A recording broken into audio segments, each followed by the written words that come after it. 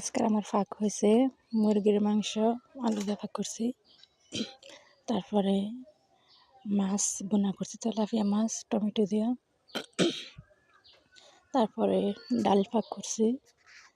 আজকে আজকে শুক্রবার। হ্যালো গাইস, আসসালামু আলাইকুম। কেমন আছেন আপনারা? আশা করি ভালো আছেন। আলহামদুলিল্লাহ, আপনাকে তো আমরাও ভালো আছি। যে আমি মুরগির মাংস আর আলু আগে ভাজা নিছি, তারপরে মশলা আগে দিয়ে দিছি। তারপরে দিতেছি হলুদের গুঁড়ি, মরিচের গুঁড়ি, জিরার গুঁড়ি।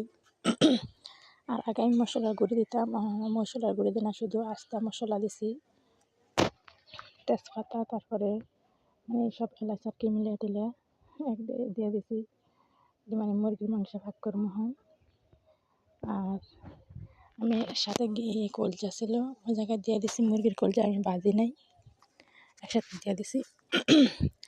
আর করছে এই যে বাজ্যা রাখার পরে এখন কষাইতেছি, বাজ্যা বাসটা আমি আলাদা রাখা দিয়েছিলাম, এখন কষাইতেছি। আর আমার থেকে এটা অনেক ভালো লাগে খাইতে, যে বাজ্যা রাখা মাংসটা এখন বর্তমানে কষাইতেছি আর কি। তারপর অনেকক্ষণ কষাইলে যে কোনো তরকারি যত বেশি আমরা কষাই তত বেশি ভালো লাগে আমার থেকে। আর কে কীরকম পছন্দ করেন তা আমি জানি না, কিন্তু আমার থেকে ভালো লাগে বেশিরভাগ কষাইলে। কষানি তরকারি হচ্ছে আসল, খাইতে টেস্ট লাগে। আর এই যে মাছটারে আমি হলুদের গুঁড়া, মরিচের গুঁড়া আগে করে রাখছি, সব আগে মাখা নিতেছি। তারপরে কর ভালো করে ভাজি করে, এই যে মাখানোর পরে যে ভালো করে ভাজি করে, তারপরে এটারে আমি টমেটো দিয়ে বোনা করবো। এই মাছটা খাইতে অনেক ভালো লাগছে। আর আজকে তো শুক্রবার দিন, জুমা মুবারক। আজকে শুক্রবার দিন আর কি। তারপরে কষাইতেছি টমেটো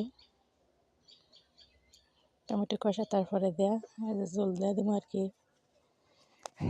অনেকক্ষণ কষাইছি, তারপর এখন জল দিয়ে দিলাম।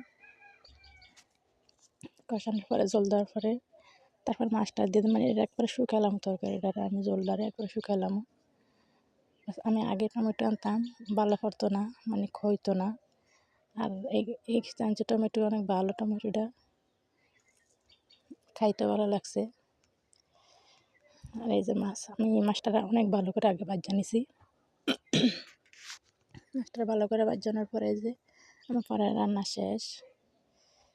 তারপরে এই যে